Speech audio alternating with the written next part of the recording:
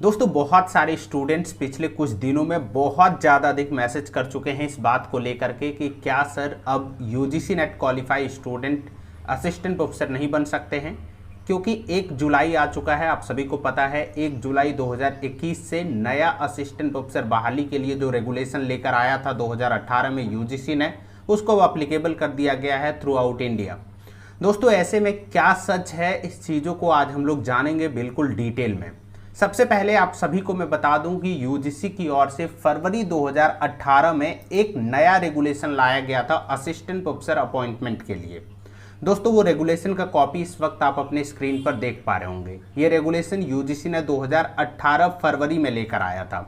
उसके बाद बहुत सारा विवाद हुआ था, जिसके बाद रमेश पोखरियाल निशंक जो कि एमएचआरडी मिनिस्टर हैं, उन्होंने एक बयान दिया था कि यूनिवर्सिटीज़ में अब असिस्टेंट प्रोफेसर बनने के लिए पीएचडी मैंडेटरी है, यानी कि बिना पीएचडी किए आप यूनिवर्सिटीज़ में असिस्टेंट प्रोफेसर नहीं बन सकते हैं। दोस्तों उसके बाद बहुत ज़्यादा अधिक विवाद होने लगा। उसके बाद एक प्रेस रिलीज जारी किया गया था गवर्नमेंट ऑफ इंडिया की ओर से। दोस्तों ये जो आप नोटिफिकेशन देख पा रहे हैं या फिर ये जो प्रेस रिलीज देख पा रहे हैं, ये गवर्नमेंट ऑफ इंडिया की ओर से 13 जून 2018 को ही रिलीज कर दिया गया था। यानी कि दोस्तों फरवरी में जब आया था रेगुलेशन, उसके बाद बहुत ज़्यादा अधिक विवाद हुआ। उसके बाद रमेश पोखरियाल साहब देते हैं एक बयान, उसके बाद गवर्नमेंट ऑफ इंडिया को क्लियर करना पड़ता है एक प्रेस रिलीज जारी करके 13 जून 2018 को। दोस्तों यहाँ पे एक चीज तो क्लियर लिखा हुआ है कि PhD degree will be mandatory for direct recruitment to assistant professor in university will be effected from 1 July 2021। ये बिल्कुल सही बात है कि अगर जबकि आपको यूनिवर्सिटी में असिस्टेंट प्रोफेसर बनना है तो वैसे में आपके पास पीएचडी होना अनिवार्य है। अब इसका क्या मतलब है दोस्तों? इसका मतलब ये है कि यूनिवर्सिटी कैंपस में जो पढ़ाई होता है उसके बारे में बात किया गया है यहाँ पे। यहाँ पे दोस्तों सबसे इंपॉर्टेंट चीज लिखा हुआ है, however master degree with NET और PhD will be continue to be minimum eligibility recruitment for direct recruitment to the post of assistant professor in college. यानी कि दोस्तों यहाँ पे बिल्कुल क्लियर कर दिया गया है कि अगर जबकि आपको डिग्री कॉलेजेस में असिस्टेंट प्रोफेसर बनना है तो उसके लिए पीएचडी मैंडेटरी नहीं है। लेकिन दोस्तों अगर यदि कि आप यूनिवर्सिटी में असिस्टेंट प्रोफेसर बनना चाहते हैं तो उसके लिए आपके पास पीएचडी होना अनिवार्य है।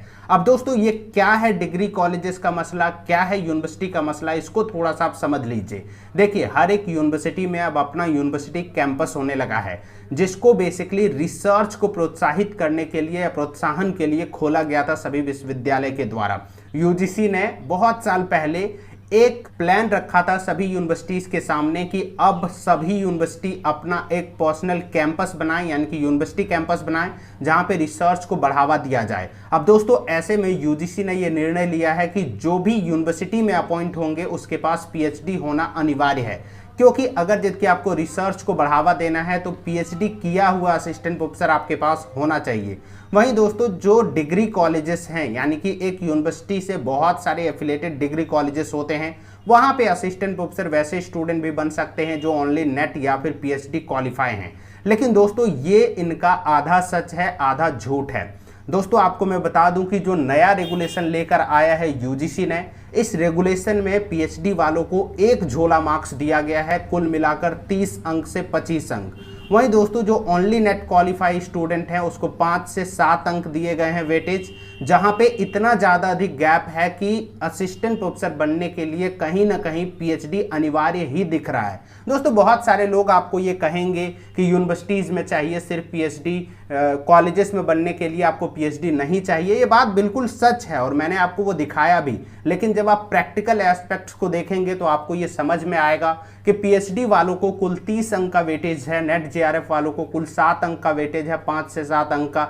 ऐसे में आप इंटरव्यू तक ही नहीं पहुंच पाएंगे तो आपका सिलेक्शन कहां से होगा? आप सिर्फ और सिर्फ फॉर्म भरने का योग्य बनकर रह जाएंगे, आप इंटरव्यू तक पहुंच ही नहीं सकते हैं। एक और जहां 30 अंक, दूसरे और 5 से 7 अंक, आप सोचिए इतना बड़ा गैप को आप कैसे फुलफिल करेंगे? तो दोस्तों ऐसे में ये बात बिल्कुल सच है कि अगर जबकि आपको असिस्टेंट प्रोफेसर बनना है तो आपके पास पीएचडी होना बहुत जरूरी हो गया है। अगर जबकि असिस्टेंट प्रोफेसर आप बनने का सपना देखते हैं तो अगर आप नेट क्वालिफाई कर लेते चाहते हैं तो जल्दी से जल्दी आप पीएचडी में एनरोल होकर पीएचडी कर लीजिए। दोस्तों वैसे भी ये जो नया रेगुलेशन है, इस रेगुलेशन का नाम मैंने भाई भतीजावाद रेगुलेशन रखा है। आपको क्या लगता है आप जरूर कमेंट बॉक्स में लिखें। अगर यदि कि आप चाहते हैं कि हम इस रेगुलेशन के ऊपर एक डिटेल वीडियो बनाएं तो वो भी आप कमेंट बॉक्स में लिख सकते हैं।